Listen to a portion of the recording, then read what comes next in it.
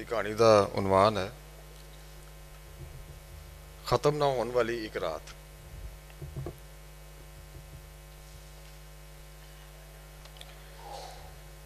की है कुत्ते ने उन्हें सर्दी नाल कंबदे हुए हथ मलदियां पुछया। उहदी आवाज़ विच ठंड की कंबनी सी ते आसे पासे जनौरां दियां हुक्कां गूंजदियां सन या फिर तेज़ हवा का शोर सी। नहीं बघियाड़ ने अजनबी ने सिर चुक्या ते हनेरे विच परे नज़र मारदियां होया आख्या, जिवें वो इन्हां जनौरां नूं साफ वेख रहा होवे। उन्हें भी अजनबी की रीस विच अपनी थां तो उठते हुए टोए तो बाद वल तकिया जिस दे पेंदे विच वो दोवें बैठे हुए सन। उत्थे नज़र की हद तिकर खुले मैदान विच टोए सन या फिर टिब्बे ते होर उत्थे कुछ भी नहीं सी। किते किते झाड़ियां दिसदियां सन। इत्थे उत्थे मधरे कद दे दरख्त सन हवरे बबूल दे जिहड़े परछावियां वांग दिसदे सन ते जिवें रात की मूसीकी की लह ते जिहड़ी साफ सुनाई ते नहीं देंदी सी हुलारे पेल लैंदे सन। आसमान बिल्कुल स्याह सी ते ना चंद सी ना तारे, जिवें कोई मूँह सिर लपेटे पिया होवे। फिर भी हनेरे विच निम्मा निम्मा चानन भरिया होया सी, जिस कारण नज़र बिल्कुल अपना आप छड़ नहीं सी देंदी ते कुछ ना कुछ सुझदा सी। इहो जे मंजर तो लंघ के वो इत्थे अपड़िया सी। उन्हें बहुत लंबा पैंडा मारिया सी। वो इन्ने चिर तो सफ़र के गेड़ विच सी कि हुण सफ़र शुरू करन तो पहला ते बाद दीयां यादां उहदे चेते विच गड़मड़ हो गईयां सन। ना उन्होंने यह याद सी कि उन्हें कदों यह सफ़र शुरू किया ते ना ही है कि पहाड़ों तो परे दी उजड़ जान वाली बस्तियां तो इत्थे इस मैदान तिकर अपनन लई उन्हें किन्ना पैंडा कीता सी। यह सारा रस्ता इहो जिहा ही सी, बंजर ते पथरीले मैदान ते इहो जे ही सख्त रस्ते, तलाबां दी थां टोए सन, दरख्तां दे नां ते बबूल, किते किते पानी सी, पर उस पानी नूं भी मिट्टी थल्ले अपने तिकर ही रखती सी ते वो दलदल बन जाता सी जिहड़ी बंदा खाओ सी। दिन वेले इत्थे ठंड घट जाती होवेगी, दिन इत्थे चढ़दा ही नहीं, कदी भी नहीं। मैं तो कदी भी नहीं देखिया। इस हनेरे विच अग दे नेड़े होके बैठे हुए उन्होंने इस इलाके का चेता आया, उस इलाके का चेता आया जिथे सूरज डुबन तो इनकारी हो गया सी ते हर समय का ताज दोपहर के सिर ते सजिया होया सी। उत्थे गर्मी सी ते बंजरपन ते सर्दी बलदी धरती, जद कि इत्थे हनेरे विच डुबे ते ठंड नाल कंबदे हुए इलाके विच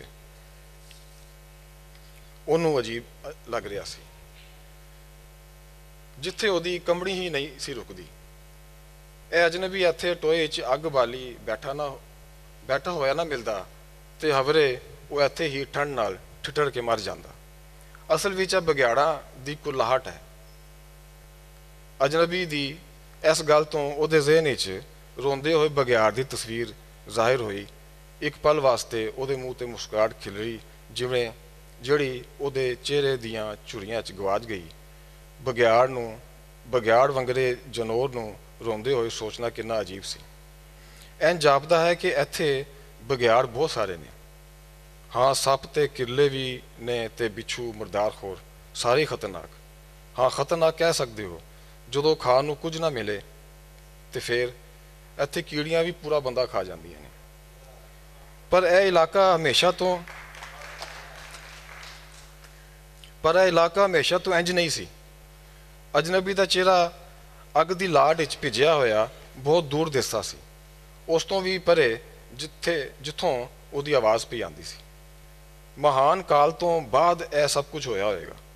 महान काल ते महान युद्ध तो बाद हर थां इंज ही होया सी। काल पै गया तो लुटमार शुरू हो गई, पर यह सब कुछ एकदम नहीं सी होया। अजनबी ने डूंगा साह लिया जिस विच फुनकार की आवाज़ उची हुई सी।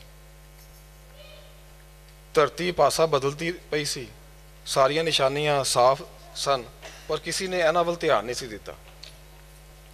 हाँ, एकदम नहीं सी होया ਅਸੀਂ ਦਰਖਤ ਕੱਟੀ ਜਾ ਰਹੇ ਸਾਂ, ਬਿਲਡਿੰਗਾਂ ਤੇ ਅਸਲਾ ਬਣਾਈ ਜਾ ਰਹੇ ਸਾਂ, ਤੇ ਮਿੱਟੀ ਬੰਜਰ ਹੋ ਰਹੀ ਸੀ। ਅਸਮਾਨ ਨੇ ਸਾਡੇ ਤੋਂ ਮੂੰਹ ਮੋੜ ਲਿਆ ਸੀ, ਤੇ ਬਾਕੀ ਫਿਰ ਕਾਲ ਹੀ ਰਹਿ ਜਾਂਦਾ ਹੈ। ਇੱਕਦਮ ਇੰਜ ਲੱਗਿਆ ਜਿਵੇਂ ਇੱਕੋ ਵਾਰੀ ਬਹੁਤ ਸਾਰੇ ਬਘਿਆੜ ਚੀਖ ਪਏ ਹੋਣ, ਤੇ ਇਸ ਚੀਖਮ ਚੰਗਾੜ ਨਾਲ ਉਸ ਸਨਾਟੇ ਵਿੱਚ ਹਯਾਤੀ ਦੀ ਲਰਜ਼ਿਸ਼ ਪਰਤ ਆਈ ਸੀ, ਤੇ ਇਕੱਲੇਪਨ ਦਾ ਅਹਿਸਾਸ ਬਾਕੀ ਨਹੀਂ ਸੀ ਰਿਹਾ। ਇੰਜ ਜਾਪਦਾ ਸੀ ਜਿਵੇਂ ਇਹ ਸਾਰੇ ਜਨੌਰ ਟੋਏ ਦੇ ਆਸੇ-ਪਾਸੇ ਹੀ ਡੇਰੇ ਲਾਏ ਬੈਠੇ ਸਨ। ਸ਼ਾਇਦ ਉਹਨਾਂ ਨੂੰ ਇਨਸਾਨੀ ਗੋਸ਼ਤ ਦੀ ਬੂ ਇੱਥੇ ਖਿੱਚ ਲਿਆਈ ਸੀ। ਉਹਨਾਂ ਦੀਆਂ ਚੀਖਾਂ ਦਾ ਸੁਰ ਇੱਕੋ ਹੀ ਸੀ। ਉਹਨੇ ਅੱਗ ਦੀ ਤਾਪ ਦੇ ਕਾਰਨ ਨੀਂਦਰ ਦਾ ਦਬਾਅ ਮਹਿਸੂਸ ਕੀਤਾ ਤੇ ਆਪਣੇ ਆਪ ਨੂੰ ਕੁਝ ਹਿਲਾਇਆ ਜੁਲਾਇਆ। ਉਹ ਸੋਣਾ ਨਹੀਂ ਸੀ ਚਾਹੁੰਦਾ। ਅੱਗ ਵੇਖ ਕੇ ਬਘਿਆੜ ਸਾਡੇ ਵੱਲ ਤੇ ਨਹੀਂ ਆਣਗੇ, ਨਹੀਂ ਆਣਗੇ ਤੇ ਸਹੀ, ਪਰ ਥੱਲੇ ਨਹੀਂ ਉਤਰਨਗੇ, ਉਡੀਕਣਗੇ ਕਿ ਅੱਗ ਬੁਝ ਜਾਵੇ। ਲੱਕੜੀਆਂ ਤੇ ਹੋਣਗੀਆਂ ਤੁਹਾਡੇ ਕੋਲ, ਨਹੀਂ ਪੱਥਰ ਦਾ ਕੋਲਾ ਹੈ। ਵੈਸੇ ਤੁਸੀਂ ਐਸੀ ਇਲਾਕੇ ਦੇ ਵਸਨੀਕ ਹੋ। ਉਹਨੇ ਲੱਕੜੀ ਵਾਂਗਰ ਲੰਬੇ ਚੌੜੇ ਕੋਲੇ ਨੂੰ, ਜਿਸ ਦੇ ਇੱਕ ਸਿਰੇ ਅੱਗ ਭਖਦੀ ਪਈ ਸੀ, ਹੱਥ ਵਿੱਚ ਫੜਿਆ ਤੇ ਉਹਨੂੰ ਆਪਣੇ ਚਾਰ ਚੁਫੇਰੇ ਫਿਰਾ ਕੇ ਟੋਏ ਦੇ ਮਾਹੌਲ ਦਾ ਜਾਇਜ਼ਾ ਲਿੱਤਾ। ਅਜਨਬੀ ਨੇ ਪੱਥਰਾਂ ਦਾ ਵਾਹਵਾ ਜ਼ਖੀਰਾ ਇਕੱਠਾ ਕੀਤਾ ਹੋਇਆ ਸੀ, ਤੇ 2 ਵੱਡੇ ਪੱਥਰ ਉਹਨੇ ਅੱਗ ਦੇ ਆਸੇ-ਪਾਸੇ ਰੱਖੇ ਹੋਏ ਸਨ, ਜਿਸ ਤੇ ਉਹ ਦੋਵੇਂ ਬੈਠੇ ਸਨ। ਬਾਕੀ ਜਗ੍ਹਾ ਸਿਲਕੇ ਨਾਲ ਸਾਫ਼ ਕੀਤੀ ਗਈ ਸੀ।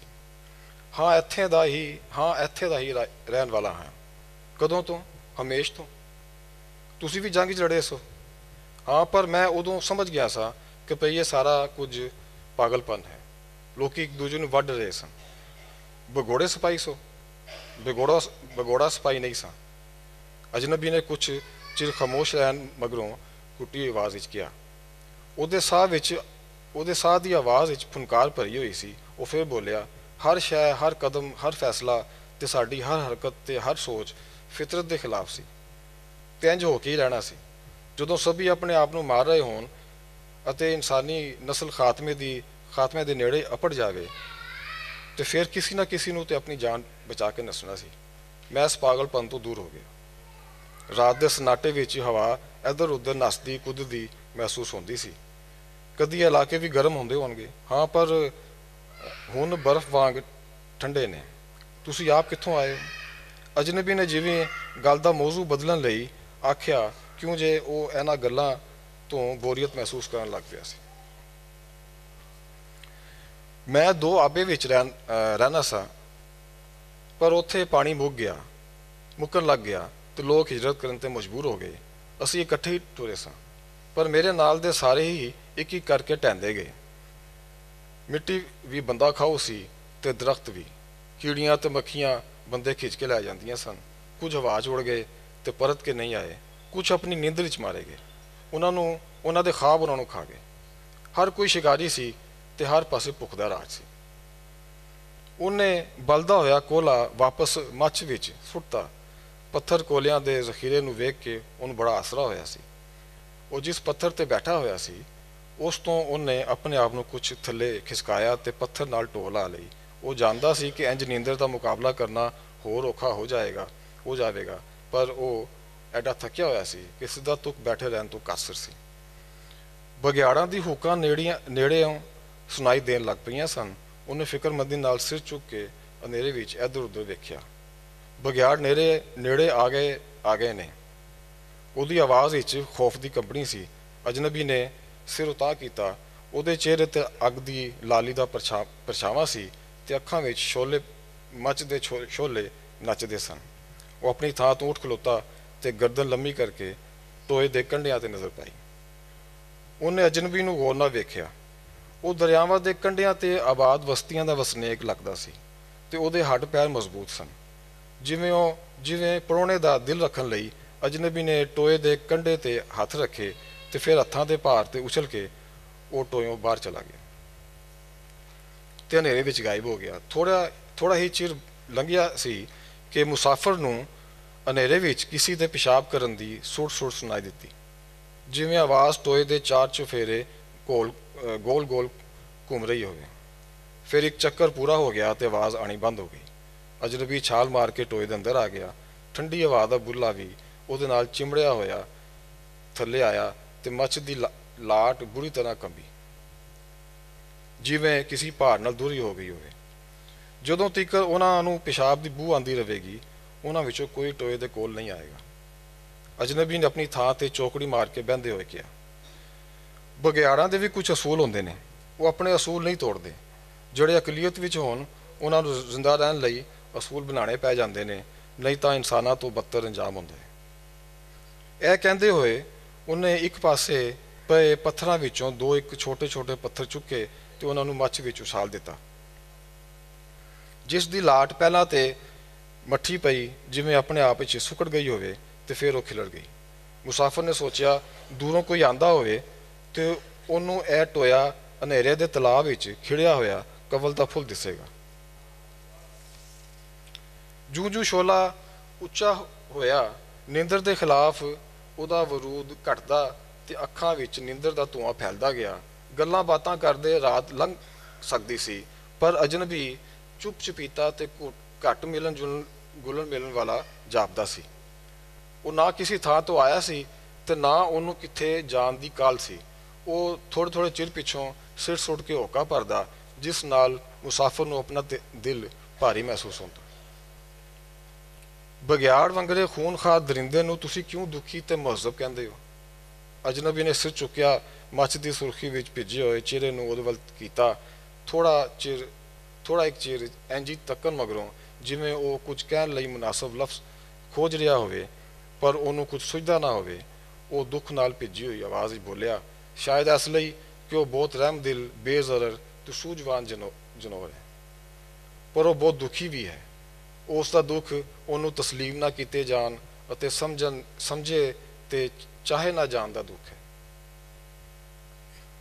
ਅਜਨਬੀ ਦੀ ਜਜ਼ਬਾਤੀ ਗੁਫ਼ਤਗੂ ਸੁਣ ਕੇ ਉਹ ਨਿਮਾ ਜਿਹਾ ਹੱਸਿਆ, ਪਰ ਬੋਲਿਆ ਕੁਝ ਨਹੀਂ।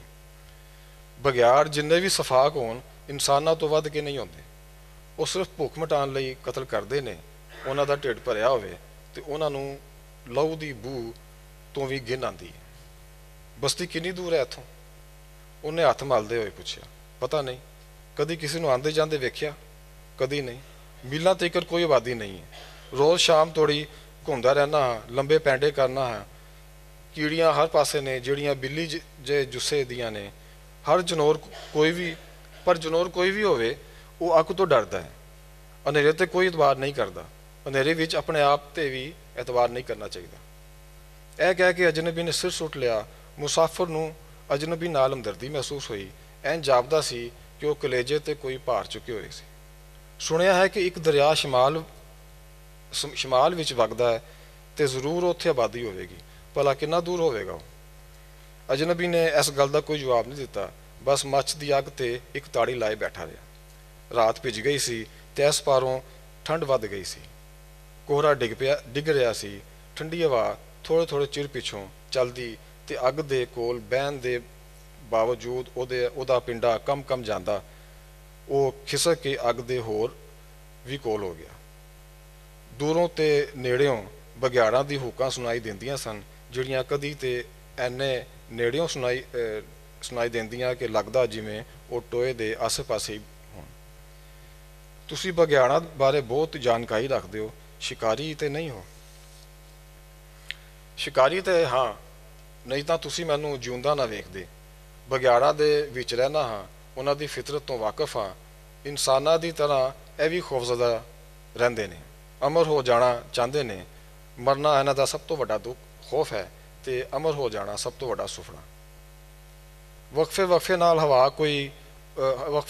ਉਹ ਕੋਈ ਨਿੱਕਾ ਜਿਹਾ ਪੱਥਰ ਮੱਛ ਵਿੱਚ ਉਛਾਲ ਦਿੰਦਾ। ਸ਼ੋਲਾ ਕੁਝ ਮੱਠਾ ਪੈ ਕੇ ਉੱਚਾ ਹੋ ਜਾਂਦਾ। ਉਹ ਬੋਲਦਾ ਰਿਹਾ, ਮੈਂ ਇਨਸਾਨੀ ਬਸਤੀ ਦੀ ਖੋਜ ਵਿੱਚ ਲੰਬੇ ਸਫ਼ਰ ਕੀਤੇ, ਅਕਲਾਪੇ ਦੇ ਲੰਬੇ ਪੈਰ ਕੱਟੇ, ਕਿੰਨੀ ਵਾਰ ਮੌਤ ਦੀ ਅੱਖਾਂ 'ਚ ਅੱਖਾਂ ਪਾਈਆਂ। ਮੈਨੂੰ ਹਰ ਖੌਫ ਤੇ ਕਾਬੂ ਪਾਉਣਾ ਆ ਗਿਆ ਹੈ, ਪਰ ਭੁੱਖ ਦਾ ਖੌਫ ਬਹੁਤ ਡਾਢਾ ਹੈ। ਇਸ ਤੇ ਕਿਸ ਦਾ ਵਸ ਨਹੀਂ ਚੱਲਦਾ। ਅਜਨਬੀ ਫੁਨਕਾਰਦਾ ਜਾਪਿਆ ਸੀ, ਜਿਵੇਂ ਉਹ ਆਪਣੀ ਬੇਬਸੀ ਤੇ ਵੱਲ ਪੇਚ ਖਾ ਰਿਹਾ ਹੋਵੇ। ਅਸਲ ਵਿੱਚ ਉਹ ਵੀ ਉਹਦੇ ਵਾਂਗ ਭੁੱਖਾ ਸੀ। ਮੁਸਾਫਰ ਨੇ ਆਪਣੇ ਸਫ਼ਰੀ ਥੈਲੀਆਂ ਵਿੱਚ ਭਰੀ ਹੋਈ ਗ਼ਜ਼ਾ ਬਾਰੇ ਸੋਚਿਆ। 2 ਮਸ਼ਕੀਜ਼ਿਆਂ 'ਚ ਪਾਣੀ ਸੀ ਤੇ ਇੱਕ ਥੈਲੀ ਵਿੱਚ ਚੌਲ, ਗੰਦਮ ਤੇ ਕੁਝ ਫਲ। ਅਗਲੇ ਪੂਰੇ ਹਫ਼ਤੇ ਦਾ ਅਗਲੇ ਪੂਰੇ ਹਫਤੇ ਉਹ ਇਸ ਜ਼ਖੀਰੇ ਨਾਲ ਗੁਜ਼ਾਰਾ ਕਰ ਸਕਦਾ ਸੀ। ਪਰ ਜੇ ਉਹਨੇ ਇਹ ਖੁਰਾਕ ਅਜਨਬੀ ਨਾਲ ਵੰਡੀ ਤੇ ਫਿਰ ਸ਼ਾਇਦ ਉਹ 2 ਦਿਨ ਵੀ ਇਹ ਜ਼ਖੀਰਾ ਨਾ ਚੱਲੇ। ਪਰ ਉਹਦੀ ਆਪਣੀ ਭੁੱਖ ਜਿਵੇਂ ਆਪਣੀ ਅਖੀਰੀ ਹੱਦ ਤੀਕਰ ਅਪੜ ਕੇ ਹੁਣ ਮੱਠੀ ਪੈ ਗਈ ਸੀ। ਉਹ ਜਾਣਦਾ ਸੀ ਕਿ ਭੁੱਖ ਦਾ ਖਤਮ ਹੋ ਜਾਣਾ ਹਯਾਤੀ ਦੇ ਖਾਤਮੇ ਦੀ ਪਹਿਲੀ ਮੰਜ਼ਿਲ ਸੀ। ਤੇ ਕੀ ਉਹ ਮਰ ਰਿਹਾ ਸੀ? ਉਹਨੇ ਨੀਂਦਰ ਦੀ ਝਪਕੀ ਵਿੱਚ ਝੂਲਦੇ ਹੋਏ ਸੋਚਿਆ। ਉਹਦੇ ਦਿਮਾਗ ਵਿੱਚ ਨੀਂਦਰ ਦਾ ਧੂੰਆਂ ਭਰ ਰਿਹਾ ਸੀ। ਉਹਨੂੰ ਲੱਗਾ ਸੱਚ ਮੱਚ ਵਿੱਚ ਸ਼ੋਲੇ ਉਛਲ ਕੇ ਨੱਚ ਰਹੇ ਸਨ। ਅੱਗ ਦੀ ਗਰਮਾਇਸ਼ ਉਹਨੂੰ ਥਪਕੀਆਂ ਦੇ ਰਹੀ ਸੀ। ਅਜਨਬੀ ਨੇ ਆਪਣੀ ਗੱਲ ਜਾਰੀ ਰੱਖੀ ਤੇ ਜਿਵੇਂ ਆਪਣੇ ਆਪ ਨਾਲ ਹੀ ਗੱਲਾਂ ਕਰਦਿਆਂ ਹੋਇਆ ਕਹਿਣ ਲੱਗਾ, ਮੌਤ ਦਾ ਖੌਫ ਬਘਿਆੜਾਂ ਨੂੰ ਖੂਨਖਾਰ ਬਣਾ ਦਿੰਦਾ ਹੈ। ਉਹਨਾਂ ਵਿੱਚ ਜ਼ਿੰਦਾ ਰਹਿਣ ਦੀ ਜਿਬਲਤ ਬਾਕੀ ਸਾਰੀ ਜਨੌਰਾਂ ਤੋਂ ਕਿੱਥੋਂ ਵੱਧ ਕੇ ਹੁੰਦੀ ਹੈ। ਜਦੋਂ ਦੁਨੀਆ ਵਿੱਚ ਕੋਈ ਮਖਲੂਕ ਬਾਕੀ ਨਹੀਂ ਰਹੇਗੀ ਤੇ ਇਹ ਤਦੋਂ ਵੀ ਆਪਣੇ ਆਪ ਨੂੰ ਬਚਾਉਣ ਦਾ ਰਸਤਾ ਲੱਭ ਲੈਣਗੇ। ਹਮੇਸ਼ਾ ਜ਼ਿੰਦਾ ਰਹਿਣ ਦੀ ਖਾਹਿਸ਼ ਨੇ ਉਹਨਾਂ ਨੂੰ ਬਹੁਤ ਸਾੜਿਆ ਹੈ ਤੇ ਇਹਦੇ ਵਿੱਚ ਭਲਾ ਉਹਨਾਂ ਦਾ ਕੀ ਕਸੂਰ? ਉਹਨੂੰ ਅਜਨਬੀ ਦੀ ਆਵਾਜ਼ ਸੁਣਾਈ ਦੇਣਾ ਬੰਦ ਹੋ ਗਈ ਸੀ। ਨੀਂਦਰ ਇੱਕ ਜ਼ਿੰਦਾ ਸ਼ੈ ਵਾਂਗਰ ਉਹਦੇ ਮੋਢਿਆਂ ਤੇ ਆ ਕੇ ਬਹਿ ਗਈ ਸੀ, ਜਿਸ ਦੇ ਭਾਰ ਨਾਲ ਉਹ ਬਾਰ-ਬਾਰ ਅੱਗੇ ਵੱਲ ਝੂਲ ਜਾਂਦਾ। ਫਿਰ ਉਹ ਆਪਣੇ ਆਪ ਨੂੰ ਸਿੱਧਾ ਕਰਦਾ ਤੇ ਸਿਰ ਸੁੱਟੇ ਬੈਠੇ ਹੋਏ ਅਜਨਬੀ ਵੱਲ ਤੱਕਦਾ। ਨੀਂਦਰ ਉਹਦੇ ਨਾਲ ਖੇਡ ਰਹੀ ਸੀ, ਉਹ ਝੂਲ ਰਿਹਾ ਸੀ ਤੇ ਇਹ ਵੀ ਇੱਕ ਨਾਚ ਸੀ, ਮੌਤ ਦਾ ਨਾਚ। ਅਜਨਬੀ ਇੱਕੋ ਸਾਹ ਵਿੱਚ ਬੋਲਦਾ ਚਲਾ ਗਿਆ, ਜੰਗਲਾਂ ਵਿੱਚ ਦੁਤਕਾਰੇ ਹੋਏ ਇਨਸਾਨੀ ਬਸਤੀਆਂ ਤੋਂ ਦੂਰ ਬਘਿਆੜਾਂ ਨੂੰ ਵੀ ਜ਼ਿੰਦਾ ਰਹਿਣ ਲਈ ਖੁਰਾਕ ਚਾਹੀਦੀ ਹੈ, ਕੁਝ ਵੀ ਜਿਸ ਨਾਲ ਉਹ ਆਪਣੀ ਭੁੱਖ ਦੀ ਅੱਗ ਬੁਝਾ ਸਕਣ। ਇਹ ਕਹਿੰਦੇ ਹੋਏ ਅਜਨਬੀ ਨੇ ਆਪਣੇ ਹੱਥ ਦੇ ਨੋਵਾਂ ਨਾਲ ਜਿਹੜੇ ਉਂਗਲੀਆਂ ਦੇ ਮਾਸ ਤੋਂ ਇੰਜ ਬਾਹਰ ਵਧੀ ਆਉਂਦੇ ਸਨ ਜਿਵੇਂ ਕੋਈ ਅੰਦਰੋਂ ਉਹਨਾਂ ਨੂੰ ਧੱਕਾ ਦੇ ਰਿਹਾ ਹੋਵੇ, ਮੱਥੇ ਤੇ ਖੁਰਕਿਆ ਜਿੱਥੇ ਗੂੜੇ ਬੂਰੇ ਵਾਲ ਹੌਲੀ ਹੌਲੀ ਪੁੰਗਰ ਰਹੇ ਸਨ ਤੇ ਮੱਥਾ ਇਹਨਾਂ ਵਾਲਾਂ ਨਾਲ ਟਕਿਆ ਜਾਂਦਾ ਸੀ। ਉਹਨੇ ਮੁਸਾਫਰ ਨੂੰ ਵੇਖਿਆ ਜਿਹੜਾ ਨੀਂਦਰ ਨਾਲ ਲੜਨ ਅਤੇ ਆਪਣੀ ਅੱਖਾਂ ਖੁੱਲੀਆਂ ਰੱਖਣ ਦੀ ਜੰਗ ਲੜ ਰਿਹਾ ਸੀ ਤੇ ਅਜਨਬੀ ਜਾਣਦਾ ਸੀ ਕਿ ਇਸ ਯੁੱਧ ਵਿੱਚ ਉਹ ਕਦੀ ਜਿੱਤ ਨਹੀਂ ਸਕੇਗਾ। ਛੇਤੀ ਹੀ ਇੱਕ ਪਲ ਐਸਾ ਆਵੇਗਾ ਜਦੋਂ ਮੌਤ ਉਹਦੇ ਤੇ ਝਪੱਟਾ ਮਾਰੇਗੀ ਤੇ ਇਹੀ ਵੇਲਾ ਹੋਏਗਾ ਜਦੋਂ ਉਹ ਆਪਣੀ ਜਗ੍ਹਾ ਤੋਂ ਉਛਲੇਗਾ ਤੇ ਮੁਸਾਫਰ ਨੂੰ ਦਬੋਚ ਲਵੇਗਾ। ਟੋਏ ਦੇ ਕੰਢਿਆਂ ਤੇ ਬੈਠੇ ਬਘਿਆੜਾਂ ਦੀਆਂ ਹੂਕਾਂ ਹੌਲੇ ਐਨੀ ਨੇੜੇ ਆ ਗਈਆਂ ਸਨ ਕਿ ਇੰਜ ਲੱਗਦਾ ਸੀ ਜਿਵੇਂ ਭੁੱਖ ਨੇ ਉਹਨਾਂ ਨੂੰ ਪਛਾੜ ਲਿਆ ਹੋਵੇ ਤੇ ਉਹ ਆਪਣਾ ਅਸੂਲ ਤੋੜਨ ਤੇ ਮਜਬੂਰ ਹੋ ਗਏ ਸਨ ਤੇ ਪਿਸ਼ਾਬ ਦੀ ਬੂ ਦੀ ਹੱਦ ਵੀ ਪਾਰ ਕਰ ਰਹੇ ਸਨ।